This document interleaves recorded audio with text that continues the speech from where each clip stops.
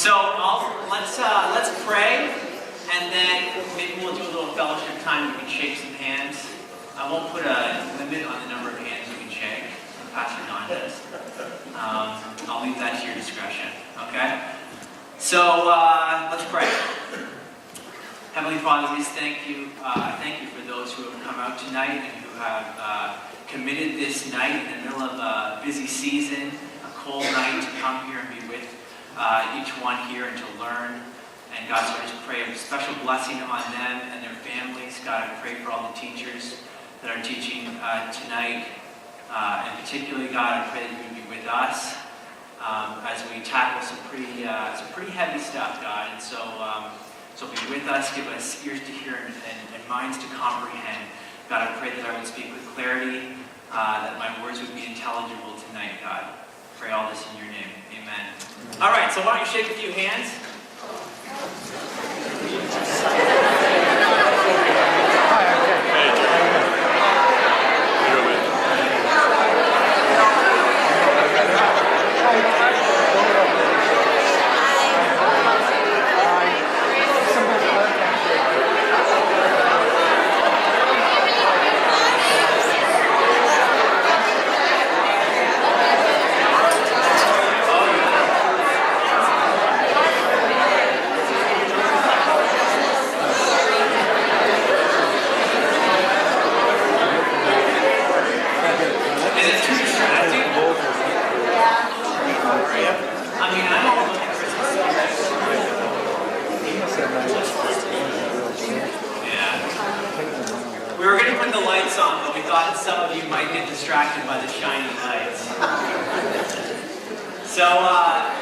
So let's start. I thought we would start by reviewing what we learned last day.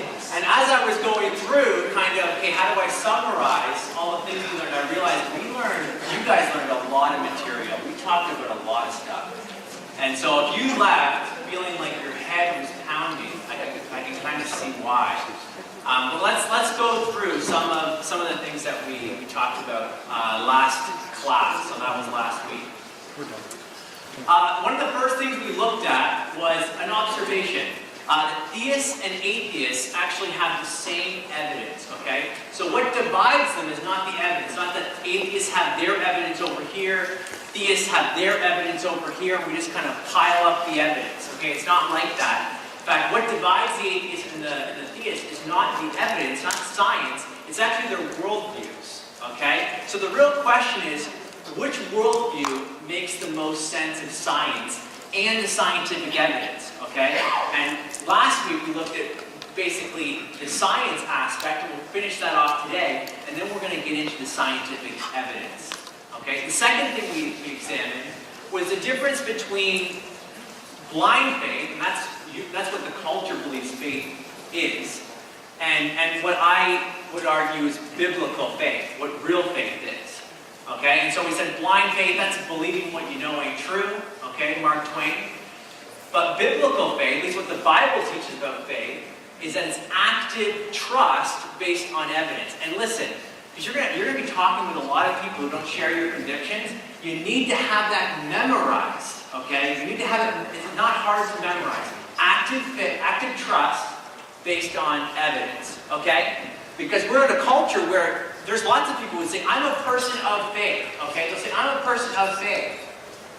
And what I normally ask them is, okay, you're a person of faith, then you must have an object of your faith, you must have content for your faith, and you must have some kind of commitment for your faith. There are three things that faith entails, okay? An object, content, the belief, and then the commitment, the act of trust. And we talked about the plane analogy for that. And just for your information, we did record this, and once we get those videos online, you can, if you miss something, you can watch that over again. The third thing that we looked at was the different ways that science is being used, okay? The term science is being used in our culture. One way it's being used is a methodology, the scientific method. Okay, this is what scientists do. Okay? They go through, they form their hypothesis, and they go on to the conclusion. But there's also this philosophical definition that gets thrown in. And that is that only natural explanations are allowed. Okay? Remember we went through the whole illustration? You can't implicate a white man, that whole thing? Well, that's what's being, they're excluding one of the possible options before they even look at the evidence. A priori, we would say. Okay? And so, if we come to the evidence without this philosophical bias, then we could actually come to a supernatural explanation, which I think is the best explanation of some of the evidence that we're going to look at today. So that was the difference between science here. And we also said that the men of science that C.S. Lewis talked about, who believed in a lawgiver, and they expected law in nature because there was a lawgiver, some of these men, and I was told, yeah, this date doesn't make any sense. So if you're thinking, how did Galileo die? Before he was born. Yeah, that date's wrong, okay? And so, but these men, they actually did science because they believed in God. God was the inspiration for their science, not a hindrance to science, okay? And that was important as well. Some other things we looked at. The fourth thing we looked at, we examined how God and the laws of science, the laws of physics, are not competing explanations. Just as the laws of internal combustion and Henry Ford are not competing explanations for the original Ford engine. Okay? And then finally we ended by looking at how an intelligent designer is the best explanation for the rational intelligibility of the universe at one end and the rational mind that can study the universe at the other end. Okay, and what we're going to do now is I've got a couple more things to say about that before we start looking at some really cool evidence for God's existence. All right? Is that cool with you guys? Yes. And do you remember all that stuff from last day, or is this all just feels like it's new to you guys again?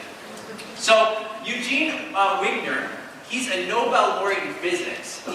He says that the enormous usefulness of mathematics and the natural sciences is something bordering on the mysterious, and there is no rational explanation of it. It's an article of faith. And so what we're going to see is, as we look at what scientists are saying about science itself, is that faith actually, and I think that they're speaking more of a blind faith, gets actually tagged on to science. There's actually a faith that comes along with science. John Polkinghorne, he's a theoretical physicist at the University of Cambridge University. Very brilliant man. He says science does not explain the mathematical intelligibility of the physical world, for it is part of science's founding faith that this is so. So both of these scientists talk of faith that precedes science. Just to reiterate this, Paul Davies, he's a mathematical physicist. He says this is very telling. He says, people take it for granted that the physical world is both ordered and intelligible. The underlying order in nature, the laws of physics, are simply accepted as given, as proved facts. Nobody asks where they come from, at least they do not do so in polite company. However, even the most atheistic scientist accepts, as an act of faith, that the universe is not absurd, that there is a rational basis to physical existence manifested as law-like order in nature that is at least in part comprehensible to us. So science can proceed only if the scientist adopts an essentially theological worldview. Very interesting. See, atheistic scientists, I was listening to one debate, and the one guy says, I don't even have any beliefs. To which the theist that was debating him said, do you believe that? Right? I don't have any beliefs. I don't have any faith. Well, according to these scientists, they actually do have faith, and it precedes their science. This is actually just one example of this, that's prevalent, that most people are aware of, is that you can't even do science without faith in the uniformity of nature. In philosophy, we call this the problem of induction.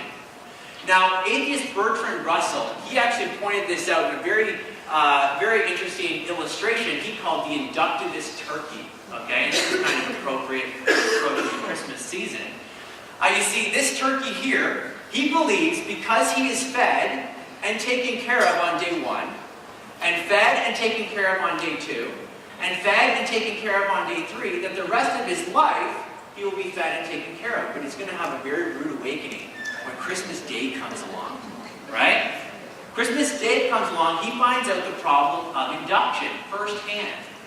He can't assume that he's going to be fed and taken care of every day into eternity. So this is the problem of induction. And so we can ask, why can we assume that what happened today will happen tomorrow? Okay? So Paul Davies, he comes back and he says, just because the sun has risen every day of your life, there's no guarantee that it will rise tomorrow. The belief that it will, that there are indeed dependable regularities of nature, is an act of faith, but one which is indispensable to the progress of science. So this article of faith is called the principle of uniformity of nature. The question is, which worldview makes sense of the principle of uniformity of nature?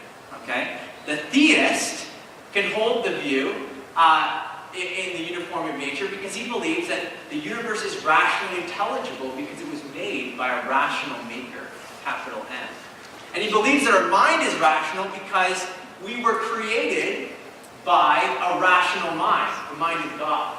Okay? So we have a foundation for the belief that underrides all of science. Okay? And I would submit that the atheist doesn't. In fact, the atheist has to just beg the question. They have to just assume it's going to be the same as it was yesterday. But there's no rational grounding for that. Philosophy would say there's no ontological foundation. Okay? Let's talk about now. So we're going to switch gears now. We looked at faith. We looked at what science is and the foundation for science. Now let's look at what we mean by God for a second. Now, remember, last class I said most of the time scientists do come to naturalistic conclusions because we live in a natural world or a material world. Consequently, this has caused many to believe that science can and will explain everything naturalistically. So as science slowly increases, natural explanations increase, and supernatural explanations decrease. Okay? And so it's often put like this. Years ago, superstitious people believed that lightning came from the lightning god and thunder came from the thunder god. However, using the methods of science, we now come to believe that lightning is an electrical discharge and thunder is a result of rapidly heated air molecules. See? Aren't material explanations slowly eliminating the need for God? This idea, this sends God, the idea of God to a God of the gaps. Okay?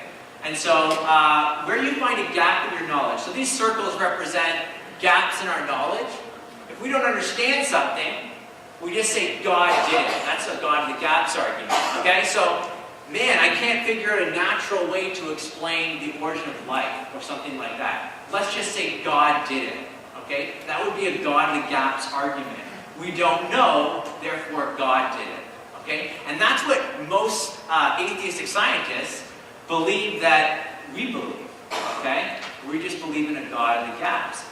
And so as science progresses, look at it. We're going to eventually figure out all these things, give them natural explanations, and there will be no reason to assume God as the explanation. So let's say everything can be explained naturalistically. Okay, you guys understand what a God of the gaps argument is? Because this comes up all the time. You just believe in a God of the gaps. And that's actually what we don't believe. Okay? At least I don't, as someone who believes in intelligent design and God. And so what I like to show is there's positive reasons to believe in God. There are positive reasons for God's existence from science. So it's not a God of the gaps. It's not from what we don't know. It's not an argument from ignorance. It's an argument from what we do know. Okay? It's a positive argument. So let's start. You guys ready for this? This is where it gets fun. Okay? So let's start with evidence for the beginning of the universe. For centuries it was believed by most atheists that the universe was eternal and uncaused. Okay? Christians, on the other hand, have always affirmed the first verse in Genesis, in the beginning God created. Now, up until the 20th century, there was no way to determine who was right scientifically. Okay? Philosophically, there have been arguments, but scientifically, there was no way to adjudicate between the two. However, this all changed in the early 20th century with this gentleman up here. You guys know who that is? Everybody knows who that is. Albert Einstein, a German theoretical physicist, he developed mathematical equations, the general theory of relativity, in 1917. Now, his equations pointed persuasively to either the expansion of the universe or the contraction of the universe, okay? So his equation said the universe is not static, it's actually moving, either expanding or contracting. Now, Einstein didn't like that, okay? Because if it was expanding, is expanding, that means if you go back in time, it has a beginning, okay? And a beginning meant a beginner, okay? And Einstein thought that was irritating. Those are his words, okay? He thought that conclusion was irritating. And so, rather than follow the evidence where it leads, Einstein decided to manipulate his math, okay? If the evidence doesn't match your worldview, change the evidence, right? And so he inserted a fudge factor. So here's one of his equations, and what we're going to do here is we're going to add a fudge factor he called the cosmological constant, okay? Now, so this was 1917. In 1929, the American astronomer Edwin Hubble, working at the Mount Wilson Observatory, he actually discovered that the universe was indeed expanding through what we call the redshift. Now, Einstein, looking through this 100-inch telescope, you can see him here, there's him looking through the telescope there, he actually saw what Edwin Hubble saw. And that was that all the galaxies in the night sky were redder than they should have been, okay? They were redder. And so Einstein went on, I'll explain that in a second, but Einstein went on to call the cosmological constant the biggest blunder of his life, okay? And so this constant, I should have mentioned, kept the universe static, okay? Because he wanted an eternal universe. And, but the evidence just became overwhelming. So what was this evidence, the redshift evidence? Well, the redshift evidence works like this. We teach this in, I think it's grade 11 or 12 now. All light, all the white light in this room is actually made up of all the different colors of the rainbow, okay? And all the different wavelengths of light, going from the smallest end here of visible light, which is the violet end, and the longest end wavelength is the red end, okay? In school, we teach kids to memorize the colors by Roy G. Biv. Red, orange, yellow, green, blue, indigo, violet, something like that. And so this end's a short end, long end. Okay, so what do you have to know? Well, as a galaxy moves away from us, the wavelengths get stretched out. Okay? So as this galaxy moves away, the wavelengths get stretched so they appear redder because those are the long wavelengths. If a galaxy was moving towards you, it would be shifted to the purple end or the blue end, and they'd be compressed. Now you guys all actually know this phenomenon. It's called the Doppler effect. And if you've ever heard of car, I was in North Carolina. They're hardcore NASCAR fans. And they all knew what I was talking about when you go, right? Cars coming towards you, because the wavelengths are being compressed, high frequency, as soon as it passes you, because all the wavelengths are being stretched out. That's pretty good, right? It sounds like you're at a NASCAR event. So that's the Doppler effect. But this is that's with sound, by the way, sound waves. This is with light, okay? You guys all understand? So when they looked through the telescope, what they saw was the galaxies that they looked at were red-shifted. They were redder than they should have been. The light coming from them, that is. And so what they concluded was that if you're an observer and you look at all the parts of the night sky, all the galaxies are redder, they assumed, or they said that this was evidence for the expansion of the universe. Okay? And what they found was, if you play this thing backwards, all the galaxies must have been closer yesterday. And then a week ago, they were even closer. And a month ago, they were even closer. Until you go back far enough, where there is a beginning to time. You actually, and this is kind of wild, if you go back far enough, you have a beginning to time and space and matter and energy. Okay? And this is all from physics. Okay? And so one way to think of this, I brought a balloon. Now, you can think of our space and time as 3 dimensions plus time, okay? And that would be like the surface of a balloon, because this is kind of hard to wrap your mind around. That would be like us living on the surface of this balloon. Our 3D world on a 2D balloon, okay? The surface here. And as you blow this thing up, if I had galaxies all around this balloon, as I blow it up, what happens? They get further and further apart from each other, okay? So our 3D world would be like on the 2D of this balloon. And you can keep going, they get further and further apart. But if you go back in time, right? It goes back and back and back until what physicists call infinite curvature to space, which essentially is no space at all, which some scientists refer to as the singularity or Big Bang singularity. I know the word Big Bang isn't something a lot of Christians are comfortable with, but the reality is it's the beginning point of the universe, and that's what science seems to be pointing towards. So whether you believe in the Big Bang or not, if you're talking to someone who believes in the Big Bang, well, the Big Bang requires a Big Banger, okay? It requires something to cause it, because it is the beginning point to space, time, matter, and energy, okay? And so there has to be something causally prior to, because we can't really say before, because there was no time before this event, okay? And so you have to say causally prior to, or before this creation event, there was something to bring all this into being. And we'll come back to that in a second. So listen, the creation of the universe from nothing was not like an explosion in an empty room, okay?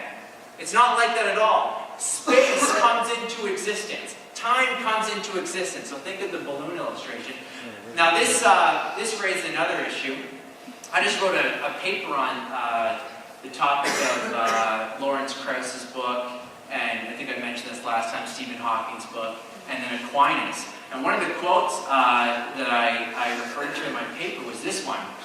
So Lawrence Krauss, he believes that nothing is truly something. He says this in his book, what was his book called? A Universe from Nothing. He says, some philosophers and many theologians define and redefine nothing as not being any of the versions of nothing, that scientists currently describe. But therein, in my opinion, lies the intellectual bankruptcy of much of theology and some of modern philosophy. For surely nothing is every bit as physical as something. You're scratching your head. Well, you should be scratching your head. Especially if it is defined as the absence of something, it behooves us to understand precisely the physical nature of both these quantities, that is, of something and the physical nature of nothing. You see, Lawrence Krauss, and we talked about Stephen Hawking last day, they both treat nothing as something, okay? And so this came to my mind. You guys know John Deere? I used to work Parks and Rec for Eton East Bullenberry. We used to drive John Deere tractors. And the slogan is, nothing runs like a deer. Now, listen, if you treat the word nothing as something, like then the sentence can be nothing runs like a deer, or there is this thing called nothing and runs just like a deer. You get what's going on there?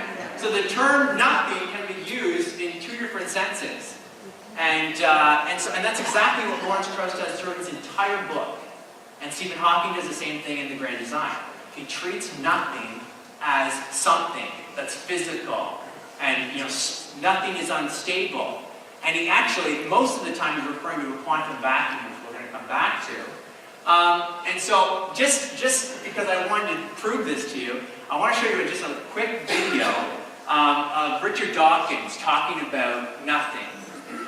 Okay? When he's clearly talking about something. There's been a lot of talk about nothing recently. So I know, like, the way this is edited and the way the music in the background and stuff, it can make it a little, has more rhetorical force in my position. But just listen to what he's saying, okay? And I'll show some of this. Of course it's counterintuitive you can get something from nothing. Of course common sense doesn't allow you to get something from nothing. That's why it's interesting. It's got to be interesting in order to give rise to the universe at all. Something pretty mysterious had to give rise to the origin of the universe.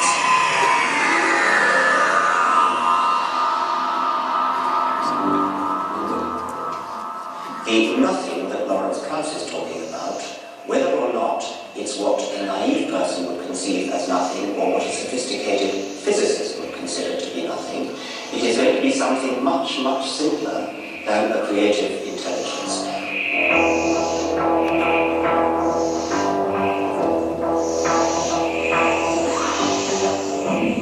Something can't come from nothing. Something can come from nothing, and that's what physicists are now telling us. I've been accustomed to the idea that pushing back from biology into physics, you get back to a zone where we don't understand, and we get back to a zone where there's not nothing, but sort of a primeval simplicity.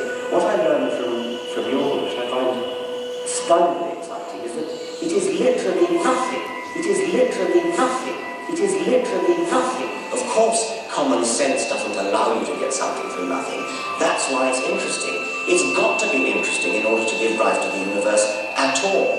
Something pretty mysterious had to give rise to the origin of the universe. Something pretty mysterious had to give rise to the origin of the universe. Something pretty mysterious had to give rise to the origin of the universe. It is literally nothing. It is literally something nothing. You know, to dispute what's meant by nothing, but whatever it is, it's very, very simple. And why is that funny? Well, I think it's a bit funny to be trying to define nothing.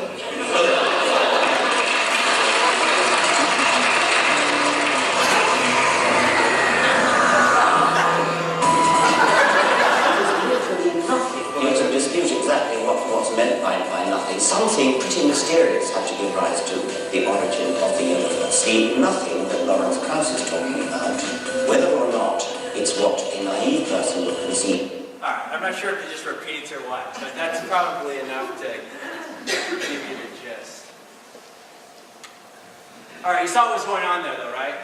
Nothing, and then all of a sudden it's something, and people started laughing. You didn't get it. So let's go to someone who knows a little bit about this topic. This is David Albert. He actually is a professor of philosophy at Columbia University. He has a PhD in theoretical physics. So this guy's like the perfect storm here. He's got the degree in philosophy and the degree in theoretical physics. And he reviewed Lawrence Krauss's book. Okay, you can read it on the New York Times book review, and I just took part of it there because he's an atheist and he just comes down real hard on Lawrence Krauss, or at least his ideas. And the only thing Lawrence Krauss could say in response was he called him a moron. And so this is what he says: relativistic quantum field theoretical vacuum states. Say that 5 times fast. Okay, are particular because Lawrence Krauss thinks that. Is it on? It's not on. Yeah. Can you guys hear? Now you can hear me, right? No? We hear something. Can you hear me? This thing is not easy to use. I don't know how you do it. So he says, and I'll start again, relativistic quantum field theoretical vacuum states are particular arrangements of elementary physical stuff. The fact that some arrangements of fields happen to correspond to the existence of particles and some don't is not a whit more mysterious than the fact that some of the possible arrangements of my fingers happen to correspond to the existence of a fist and some don't. Okay? He says, the fact that particles can pop into and out of existence, because this is what people will say. Well, the universe can come from nothing because in a vacuum, particles can pop into existence and out of existence. So surely, why can't the universe do the same thing? And so he's responding to that. The fact that particles can pop into and out of existence over time, as those fields rearrange themselves, is not a whit more mysterious than the fact that this can pop into and out of existence over time as my fingers rearrange themselves. And none of these poppings amount to anything even remotely in the neighborhood of creation from nothing. And he goes on to say, Krauss is dead wrong, and his religious and philosophical critics are absolutely right. Okay? And so that's an atheist responding to Lawrence Krauss's argument. And so here we can see an argument for the beginning of the universe that is pretty persuasive. But it's not the only one. There's others that point to the beginning, like the second law of thermodynamics. This is one of the most established laws in physics. Okay? And basically, the second law of thermodynamics says that everything is running down. All the energy in all the useful energy in the universe is running out. Okay? And so maybe you came to class today with a coffee in your hand. Over time, it's cooling. And this is a result of the second law of thermodynamics. When you woke up this morning, you probably looked at yourself in the mirror and said, that's the second law of thermodynamics. In fact, Robert Jastrow, he's a self-confessed agnostic.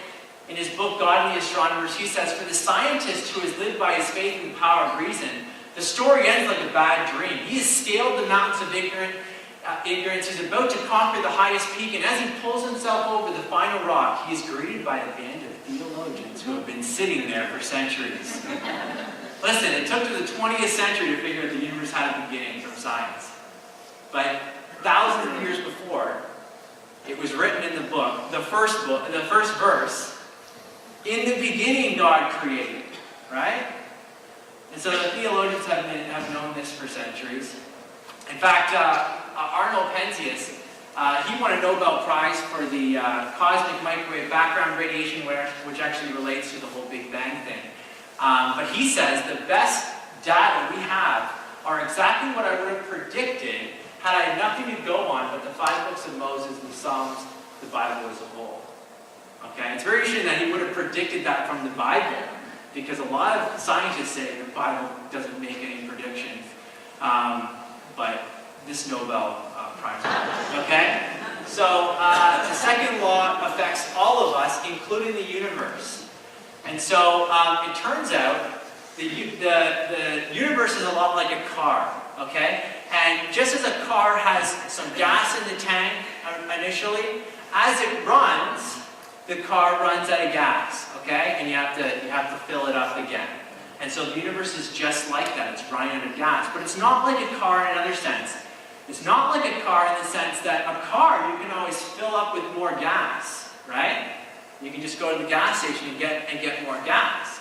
But with the closed system of the universe, and physicists believe that the universe truly is a closed system, when it runs out of gas, it's done. Okay? There is no more energy. This has led many physicists to believe that the end of the universe will be the heat death. They call it the heat death.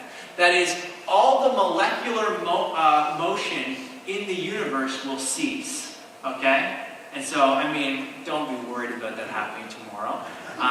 It's something like, do you guys know what a Google is? 10 to the 100th power, something like that number of years away. So our sun will burn out before then, by the way. And so we'll be long gone. And so how do you explain that the universe still has energy in the tank? If we went outside right now and found a car running in the parking lot, okay? What would you conclude right away? Well, there's one thing you would know for certain. You would know that that car hadn't been running from eternity past. Okay? Because if it had been running for eternity, it would have run out of gas by now. In fact, it would have run out of gas an eternity ago. Okay? So it would be out of gas. But the fact that there's gas still in the tank tells us the car has been only running for a finite amount of time. The fact that there is usable energy in our universe still says that it's only a finite age. It was filled with energy only a finite time ago. Okay, so it had a beginning. So the second law of thermodynamics and the redshift both point persuasively to a beginning. Never seems to think it does. What I'd like to do now is look at I think, the most powerful evidence for designer, and that is the fine-tuning of the universe. In fact, the fine-tuning of the Earth, we're going to go to the solar system, the galaxies, the local group of galaxies, all the way up to the universe. But before I do that, I'm going to give you guys a break. So stretch your legs, I'm going to take a drink, and then we'll move forward here.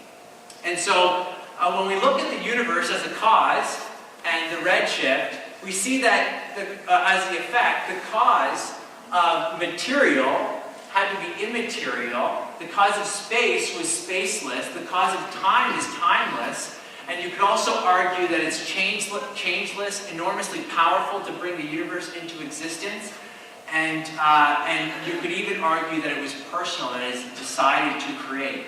It turns out the cause, when you study all the attributes of this cause, point persuasively to God's existence. I mean, it's no accident that we actually give these properties. These are the properties of God, okay?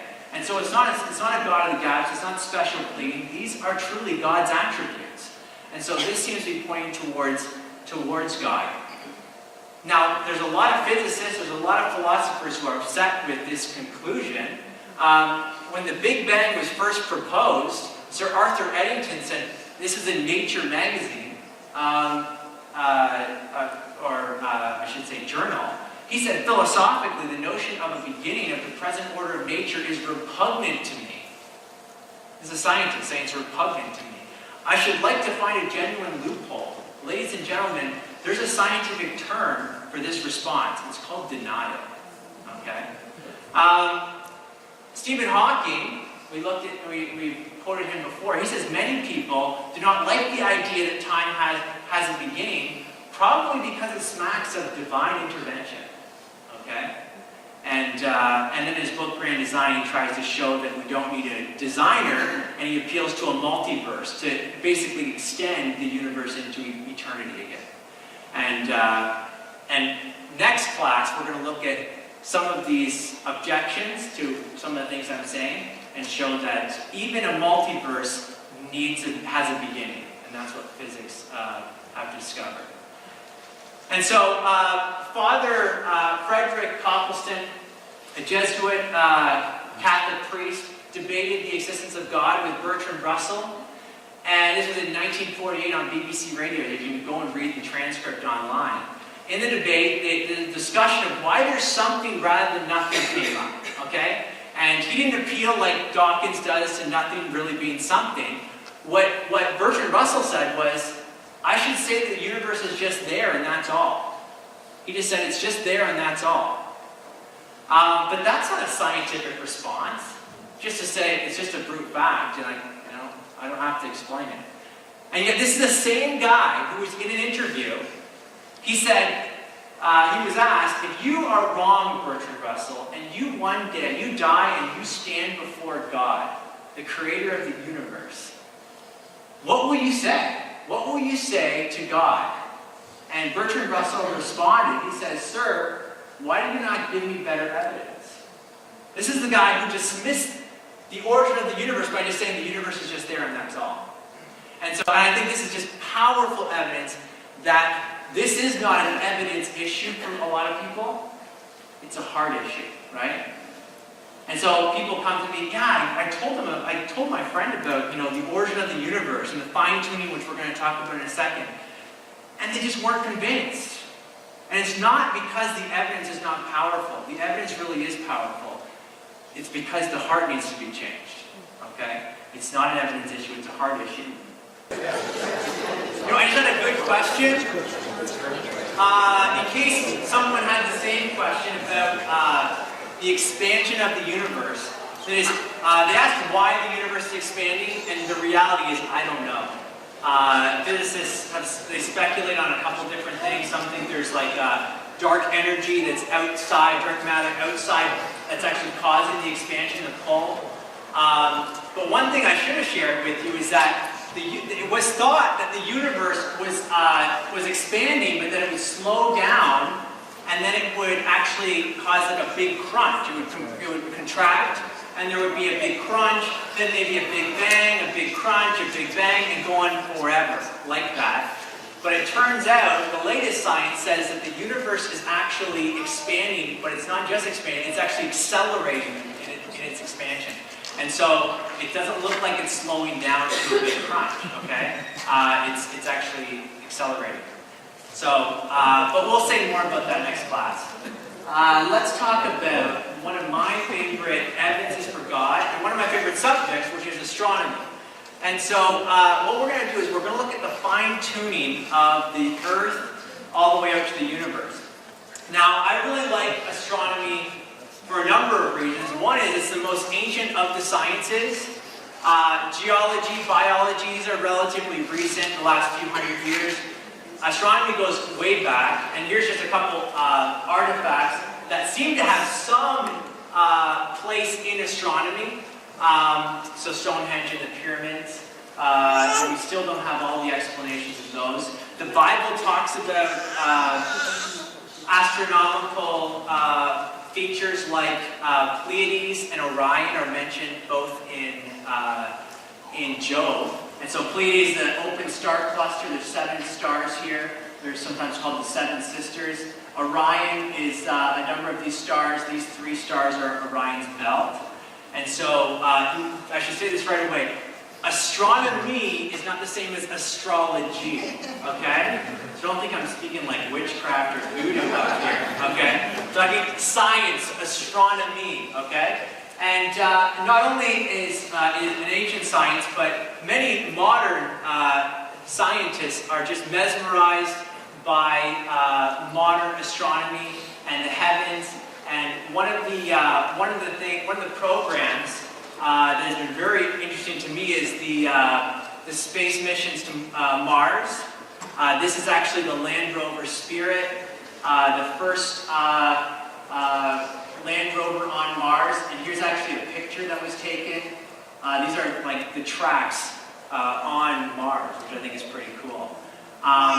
We haven't been to Mars yet. Mars takes about 300 days to get there.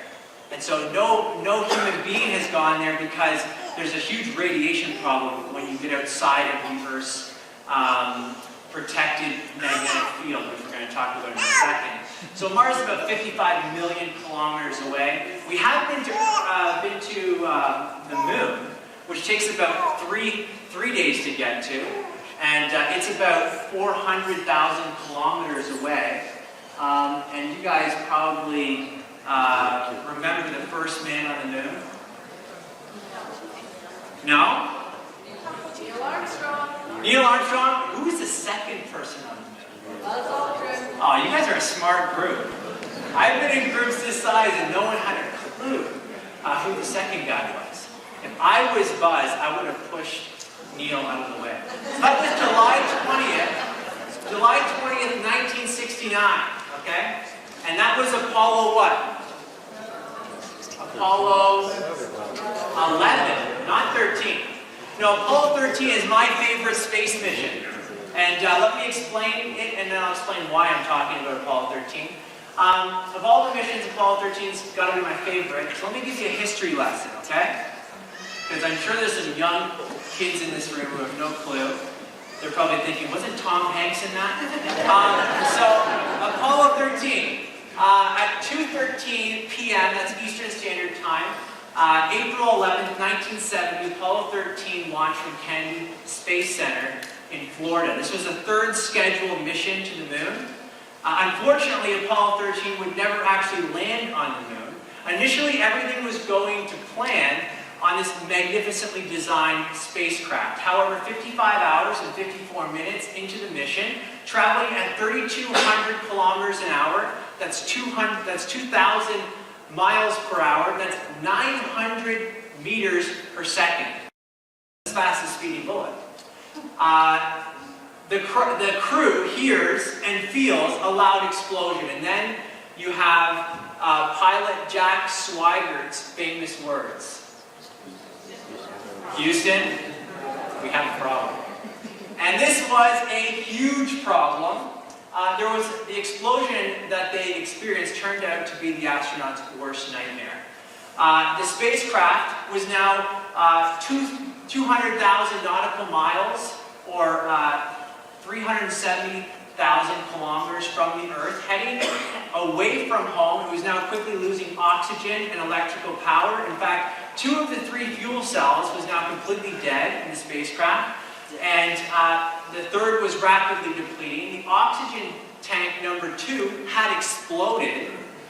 That was what instigated the whole thing. And now tank number 1 was damaged in the process and actually leaking into space. They looked out the window and they could see the gas leaking into space. Apollo 13 now had a new mission: keep the 3 astronauts alive and bring them home safely. And that they did, despite limited power, loss of cabin heat, shortage of drinkable water. There was only enough for 175 milliliters per day. And they had to actually jury-rig a carbon dioxide removal system. The crew returned safely home on April 17th, and the mission was termed a successful failure. Okay? A successful failure. So why am I talking about Apollo 13? Well, it turns out Apollo 13, the crew survived against all odds through lethal conditions. And we too survived against all odds in the lethal conditions of space here on Earth. The Apollo 13 spacecraft, like the Earth and the universe, was designed to maintain life in a very hostile environment of space. And it turns out, so is our Earth. Our Earth seems to be balanced on a razor's edge. You can think of it like a tightrope stretched across 2 skyscrapers. Now, we've already kind of talked about the tightrope walker in the first thing, so I don't know how this made its way in too. But if you were to step on either side, those literally do not support life, right? Those are not life-supporting conditions on either side of the tightrope. Likewise, we're going to look at some features that have to be just right. And if they go a little bit one way or a little bit the other way, they don't support life, okay? And so, for the spacecraft, some of the things that have to be just right, oxygen level, CO2 level, temperature, pressure, water, but it's the same for Earth, okay? And so, listen, if some of those values change, just like on the Apollo 13 spacecraft, it can become unhospitable for life, but the same is true for Earth. And so let's look at some of those things together. First, oxygen level. The amount of oxygen in our atmosphere has to be 21% oxygen. It turns out, if you were to have a few percent lower, like 15%, then animals and higher order animals and human beings would all suffocate. On the other hand, if oxygen were to rise up to 25%, we would actually have fires that would spontaneously erupt. Okay? And so oxygen has to be just right. If you change oxygen, there's other gases in our atmosphere, like nitrogen, which is 78% of our atmosphere. That has to be just right, and then the others. But let's get even more high-tech here. The Goldilocks principle. You guys all know the story of Goldilocks, right? Well, it turns out in astronomy there's something called the Goldilocks principle for the Earth. And that is, our Earth seems to be at just the right temperature for our survival, okay? And the reason it's just the right temperature is because it's just the right distance from our planetary star, which is the Sun. And so if you were to go a little bit closer, which is where Venus is about 700 degrees Celsius, okay? So we're not going to be going to inhabit Venus anytime soon. And so Venus is a little bit closer. Mars is a little bit further away. Now Mars, at its equator, in the middle of summer, is about 0 degrees Celsius. So you don't want to go there for your winter vacation, okay? It's pretty chilly there. Although they have found ice. And scientists get really excited because they found ice. That must mean life, right? Because life is just add water. And so, no, we're going to see the origin of life problem next class. So we have to be in this habitable zone. It's about 2% further or 2% closer to the sun. Life on our planet is not possible.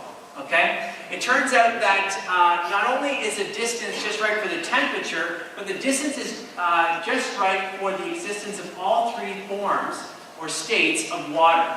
Okay? And And so if you go to something like Mars, it's too cold, it only has ice. If you go to Venus, well, Venus only has water vapor, okay? It's very warm there. It actually is a runaway greenhouse effect, and that's part of the issue.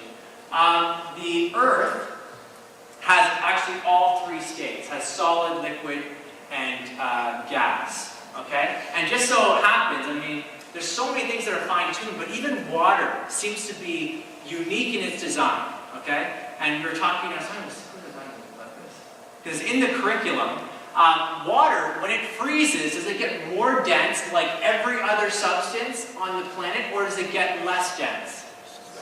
It gets less dense. And so it actually floats, okay? Ice floats in water.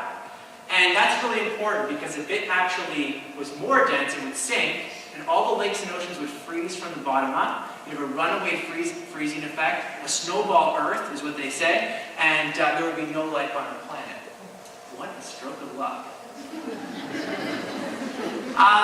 Let's look at some other factors, like the size of the Earth. Turns out the size of the Earth is just right for our survival. If it was too big, you'd have something like, now Venus is about the same size as our Earth, but you have something like a runaway greenhouse effect because you'd be pulling in more atmosphere because you have more gravitational field. Okay? On the other hand, if you have a smaller Earth, but half as small, you have basically like the moon has no atmosphere, that would be like Earth, no atmosphere. And so you have a serious problem if you have no atmosphere. It turns out the size of the Earth is just right for our survival as well. But you guys are not impressed with any of this stuff so far. So let's talk about the tilt of the Earth. It turns out the tilt of the Earth is just right for our survival. If the Earth wasn't tilted, then the equator would become cooked. Like we're talking, it's already pretty hot there, but it would be really hot. The poles would become absolutely freezing, okay? And so what we do is, somebody did this, turned the Earth to 23.5 degrees, okay? And because of this tilt and the rotation, you get all 4 seasons, okay?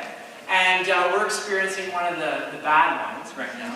But we get all 4 seasons, okay? And so even with the tilt, you still have temperatures at the extremes. One way to remember this, 130 degrees Fahrenheit is the extreme, and then minus 130 degrees Fahrenheit in like Antarctica, or 60 degrees Celsius in somewhere like Libya, and minus 90 in Antarctica for degrees Celsius. Okay, so even with the tilt, you get the extremes. Could you imagine the extremes without the tilt? I don't think you could. This is supposed to look like a magnetic field. I did my best with these circles.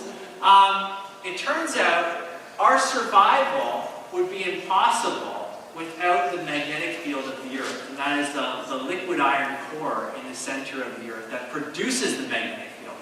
But it turns out that our sun, which is great for providing heat, is also releasing radiation. Okay? And that radiation would destroy life on this planet if it wasn't for the magnetic field. And so, essentially what happens is the magnetic field deflects the sun's solar radiation. And so we're not bombarded with that, which is kind of cool, because that radiation is dangerous. But still, you guys aren't impressed with any of this. Even when I went to all the trouble of putting these animations with these lines coming in. So let's go up from the Earth, because this is cool, but it's not as cool as it's going to get. Go up from the Earth to the solar system. Not only is our Earth finely tuned for our existence, but so is our solar system, okay? And what am I talking about? Well, you guys recognize the 8 planets that make up our solar system. Which one's missing? Do you hear what happened to Pluto? It's really sad. Pluto is now a dwarf planet. Do you guys know why Pluto's a dwarf planet? Because it's too... No, it's not because it's too small. It's a different thing. It's because its orbit actually crosses with Neptune. And you have to have your own orbit if you're going to be a planet. I don't know who decided that, but somebody did, and they figured this out, so Pluto's out. So it turns out, not only is our planet perfectly designed for our existence, but we live in the perfect solar system for our existence. For example, Jupiter. was not in its current orbit, the Earth would be bombarded with space material like comets, asteroids, and meteors. This is actually in the grade 9 curriculum. So I got to teach some of this stuff, which was cool, in the public school. Jupiter's gravitational field is so big, it would encompass the entire solar system, if you could see it, okay? That's the gravitational field. And so here's a little thought experiment. Here we have an asteroid. Oh no, it's coming straight for us. But you know what? These guys act like linebackers. I don't know football. The offensive end. Those are the really big guys, right? And the guy who plays center, he's like a 400-pound guy. Well, that's Jupiter. And so when the asteroid comes straight for us, literally, this is in the science, this is in the grade 9 textbooks. They call it a cosmic vacuum cleaner. A cosmic vacuum cleaner. Literally, it sucks in all the meteors and comets and asteroids and protects us, because one asteroid of a good size that hits the Earth and life on this planet is decimated. In fact, when scientists look out at these extrasolar planets, these planets that are outside of our solar system, and they're searching for life, right? There's a whole field of science called astrobiology, okay? And so they're searching for life in space. They don't look for solar systems like ours. Do you want to know why? They look for solar systems like ours, not ones that have terrestrial planets outside and the gas giants in closer. Because they know that if the terrestrial planets are outside and the gas giants are inside, then they're not being protected. And they're just going to, if there was life, well, you know, it could be decimated at any point in time, and probably would experience multiple impacts. And so it turns out our solar system is designed, and all the solar systems that we found to date aren't like this. They're actually just the opposite, with the terrestrial planets outside and the gas giants up close. So that's kind of cool too. But let's go out from there and look at our galaxy. What's our galaxy called? The Milky Way galaxy? And what kind of galaxy is it? It's a big milky. It's a milky galaxy. It's a spiral galaxy, very good. You can see the structure of the spiral arms that come around. Here we have us, right there. You are here. Turns out our galaxy is about 100,000 light years across. Okay? So if you're a young Earth creationist, that's actually a distance measurement. Okay? So don't think right away that 100,000 light years corresponds to at least 100,000 years. Although there is a problem of the distance daylight problem that needs to be addressed. But 1 light year is equal to 10 trillion kilometers. That means this distance is about 1 million trillion kilometers. Okay? So 1 million trillion kilometers in size, just for our galaxy. It turns out that where we're located is actually just like our Goldilocks principle for where we are to the sun. Well, where we are to the center of our galaxy is just right. You want to be about 26,000 light years away from the center. The center of our galaxy is, what's in the center? You guys know? Black hole. It's a black hole. And it's pumping out all kinds of deadly cosmic radiation. Not only that, there's dangerous supergiant stars and giant supernovas that have exploded. All of this amounts to a lot of radiation. Okay? You don't survive anywhere in this area. Outside here, you don't have any heavy elements. Okay? Like we're talking helium and hydrogen outside here. So no oxygen, so that's not a good spot for us. You want to be in this region here. Not only in that region, that donut you see, but you don't want to be in the spiral arms. What you're looking at when you see spiral arms is just a lot of stars. Densely packed stars to the point where they look like arms, okay? And so, too many stars means too much radiation. We're actually located between 2 arms, okay? Again, is this just, we got really lucky? Or does this seem like it's kind of designed for our survival? Not only is our galaxy, where we're located in our galaxy, just right, but our local group of galaxies seems to be just right for our survival. So most galaxies come in groups of about 10,000. Our group of galaxies comes in a group of 40. Okay? And that's really important because 10,000 galaxies when each galaxy has 200 to 400 billion stars. Billion stars? That's a lot of radiation. And so what you have here is our local group is what it's called. The nearest galaxy is medium size, which is good for our survival because if it was one of the giants, we'd have an issue with radiation. This is Andromeda. Here's us, Milky Way. And these guys are all just dwarf galaxies, okay? Cute little dwarf galaxies. So even our local group seems to be designed, but forget everything I just told you. You're thinking, already done. What has this guy been talking about? Forget it all, because what I'm about to show you is going to knock you off of your seat.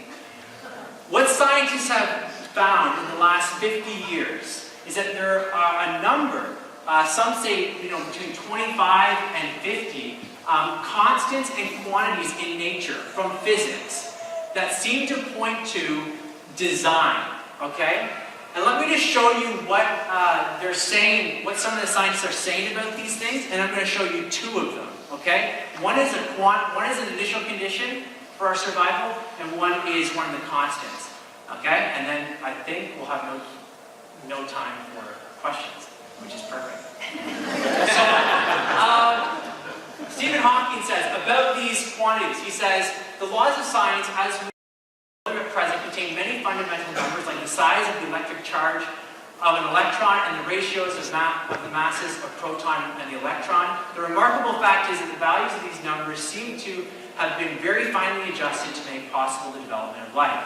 Fred Hoyle, he actually fought real hard against the Big Bang idea at the beginning because of its theological implications, came up with the steady state theory, which has been rejected. But he says a common sense interpretation of the facts suggests that a super intellect has monkeyed with physics. I don't know how the monkeys get into all these debates, but monkeyed with physics as well as with chemistry and biology, and that there are no blind forces worth speaking about in nature.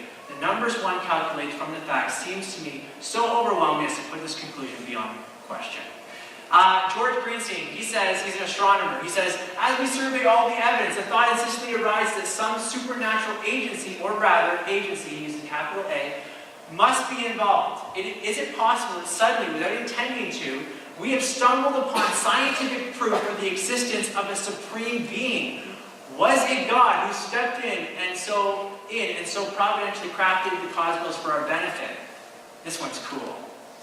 Because someone was telling me that they invited their atheist friend last day, and they were really excited about some of the things I was saying, and they were going to look into some of the stuff. So this is cool, because Frank Tipler was an atheist, and he converted because of, or at least this was part of the reason he converted to Christianity. He says, when I began my career as a cosmologist some 20 years ago, I was a convinced atheist.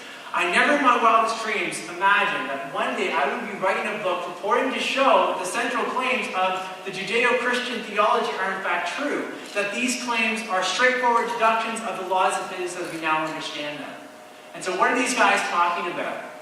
I've got to go quick here. Imagine the universe has all these dials that set all the initial conditions and all of the constants. So the speed of light, you've got a dial that can turn up the speed of light or turn down the speed of light, but we have it just right. Well, it turns out, I'm going to look at two of the dials that have to be set just right. I'm going to show you how precise they have to be. One of the dials I want to look at is a gravitational constant. Most of us understand gravity. Just jump up and down and you'll experience it for yourself. In grade 12 physics, we look at this equation. Okay, this is called the universal gravitation equation, and this is the force of gravity. It's equal to the mass of any two objects, the distance between them squared, or the distance between them squared. And there's a constant here, big G. Okay, that's what we're going to look at, big G. So every two objects, I don't think I told you this last day. Did I tell you how a pickup line I used on my wife? I didn't tell you about that? So, as a physicist, we study gravity. Every two objects in the universe are attracted to each other. You can see where I'm going with this. So I'm attracted to the Andromeda galaxy, 2.5 million light years away. And it's attracted to me. The force of attraction is not super strong. It's not pulling me off the earth. Just as I'm attracted to the earth is attracted to me. And this equation says so. So, I go up to my soon-to-be wife. Don't really know her very well. And I said, did you know that you're attracted to me?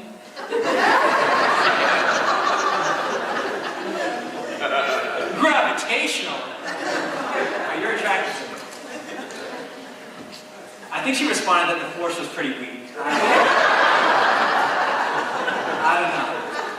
So she knew her stuff too. So it turns out that the odds of getting the gravitational constant just right are 1 chance in 10 to the 40th power. No one is impressed by that, I'm sure, because you don't really get a sense of what's 10 to the 40th power. Well, that's for our light-permitting universe. That's gravity. You need gravity at this value. If it's too little, if gravity is not strong enough, then the universe blows apart too quickly. You only have hydrogen. You have the big gas, okay? Just hydrogen. There's a gas joke in there somewhere. If gravity is too strong, then the universe quickly collapses in on itself when it takes off in the beginning. So, to get a number like 1 chance in 10 to the 40th power, which is 1 followed by 40 zeros, now you're impressed, right? You see the 40 zeros. Well, let me just show you some comparison here. The odds of getting being hit by lightning are about 1 in a million, okay? The odds of being hit by lightning, so that's the yellow right here. The odds of winning the Lotto Max is about 1 in 100 million. That's on the screen there. The odds of being struck by lightning twice are about 1 in a trillion. So that's the yellow right here. Now, the odds of being hit by lightning twice, and then follow all the zeros for the odds of being getting a life-permitting universe. And you kind of get a sense that these don't even compare, okay? And so I don't have enough faith to be an atheist. This number is way too finely tuned. But I have to get to this one, okay? And that's why I'm rushing a little bit. The entropy level, the initial amount of usable energy that's put in at the beginning of the universe, is also finely tuned for our existence. It turns out, remember we talked about this, I don't have to go over all this stuff again. Remember the whole, our cars running out of energy? Well, it turns out, Roger Penrose, this is no chump in the physics world, he's an Oxford mathematical physicist. He wrote, he's not a Christian by the way, he wrote the odds of getting the exact entropy level at the initial creation event just right for our survival is 1 chance in 10 to the 123rd power. He actually, in his paper, he says that even if you had a universe-sized sheet of paper, you couldn't write that number in with all the zeros. In fact, there are only 10 to the 80th power elementary particles in the universe. Okay, so let me just show you something cool. Let's say we get a universe-sized jar and paint all the atoms in the universe red, and then 1 blue. And then I blindfold you, put a gun to your head and say, pick the blue one, or you're dead.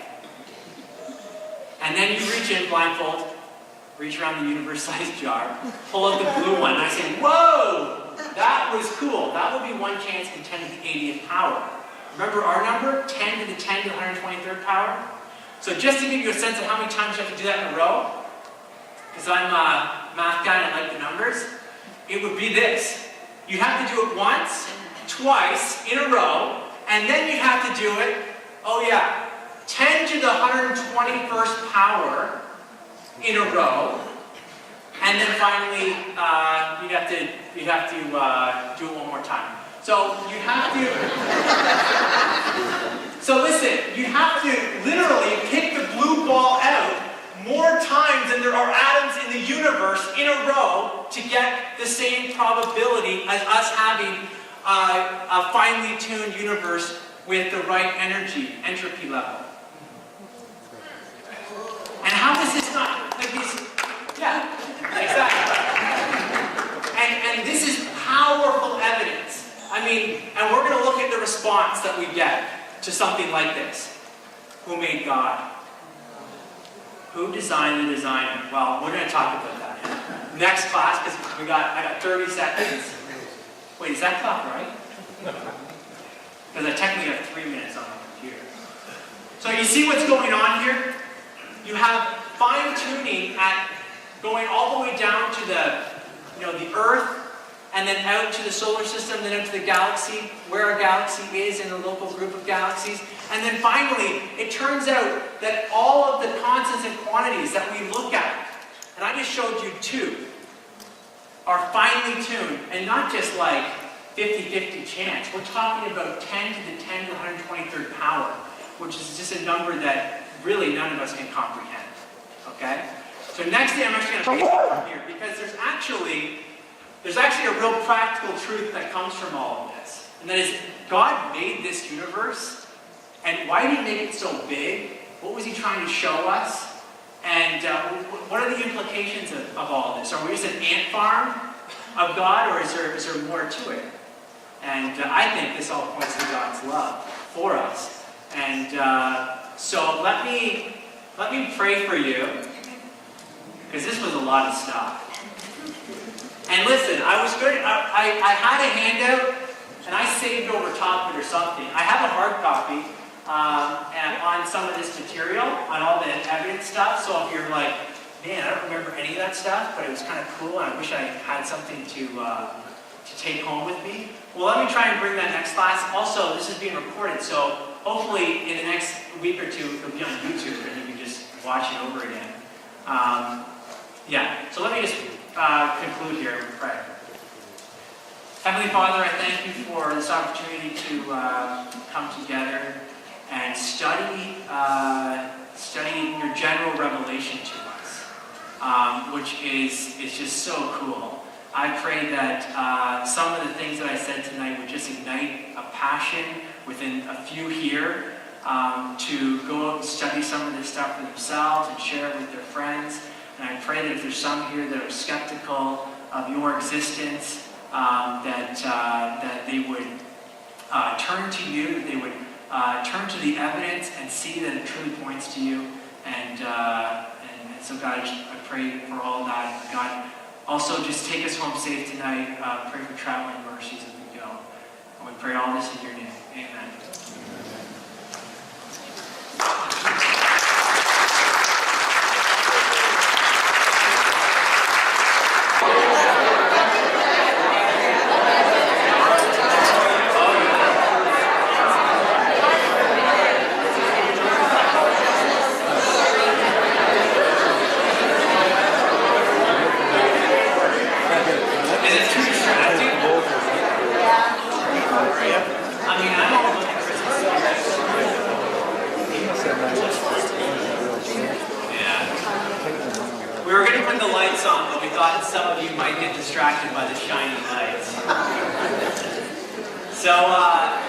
So let's start. I thought we would start by reviewing what we learned last day. And as I was going through, how do I summarize all the things we learned? I realized you guys learned a lot of material. We talked about a lot of stuff. And so if you left feeling like your head was pounding, I can kind of see why. But let's go through some of the things that we talked about last class. So that was last week. We're done. One of the first things we looked at was an observation. Theists and atheists actually have the same evidence, okay? So what divides them is not the evidence. Not that atheists have their evidence over here, theists have their evidence over here, and we just kind of pile up the evidence, okay? It's not like that. In fact, what divides the atheist and the theist is not the evidence, act of trust. And we talked about the plane analogy for that. And just for your information, we did record this, and once we get those videos online, if you miss something, you can watch that over again. The third thing that we looked at was the different ways that science is being used, okay? The term science is being used in our culture. One way it's being used is a methodology, the scientific method. Okay, this is what scientists do. Okay? They go through, they form a hypothesis, and they go on to the conclusion. But there's also this philosophical definition that gets thrown in. And that is that only natural explanations are allowed. Okay? Remember we went through the whole illustration? You can't implicate a white man, that whole thing. Well, that's what's they're excluding one of the possible options before they even look at the evidence. A priori, we would say. Okay? And so, if we come to the evidence without this philosophical bias, then we could actually come to a supernatural explanation, which I think is the best explanation of some of the evidences we're going to look at today. So that was the difference between science here. And we also said that the men of science that C.S. Lewis.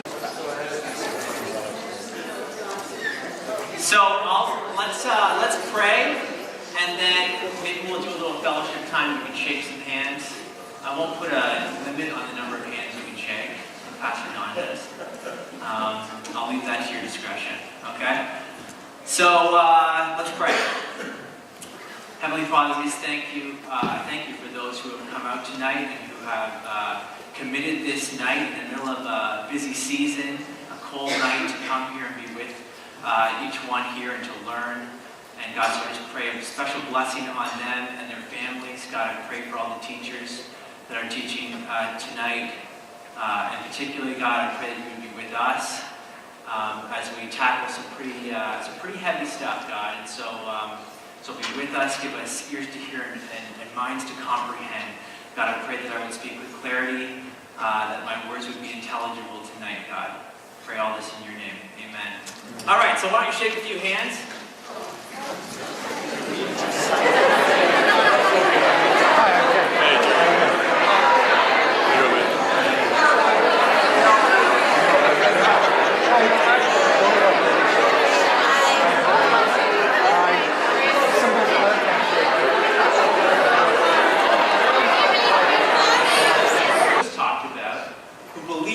Lawgiver, and they expected law in nature because there was a lawgiver. Some of these men, and I was told, yeah, this date doesn't make any sense. So if you're thinking, how did Galileo die? Before he was born. Yeah, that date's wrong, okay? And so, but these men, they actually did science because they believed in God. God was the inspiration for their science, not a hindrance to science, okay? And that was important as well. Some other things we looked at. The fourth thing we looked at, we examined how God and the laws of science, the laws of physics, are not competing explanations. Just as the laws of internal combustion and Henry Ford are not competing explanations for the original Ford engine. Okay? And then finally we ended by looking at how an intelligent designer is the best explanation for the rational intelligibility of the universe at one end and the rational mind that can study the universe at the other end. Okay, and what we're going to do now is I've got a couple more things to say about that before we start looking at some really cool evidence for God's existence. All right? Is that cool with you guys? Yes. And do you remember all that stuff from last day, or is this all just feels like it's new to you guys again? So, Eugene, not science, it's actually their worldviews. Okay? So the real question is, which worldview makes the most sense of science and the scientific evidence? Okay? And last week we looked at basically the science aspect, and we'll finish that off today, and then we're going to get into the scientific evidence. Okay? The second thing we examined was the difference between blind faith, and that's what the culture believes faith is, and what I would argue is biblical faith, what real faith is. Okay? And so we said blind faith, that's believing what you know ain't true. Okay? Mark Twain.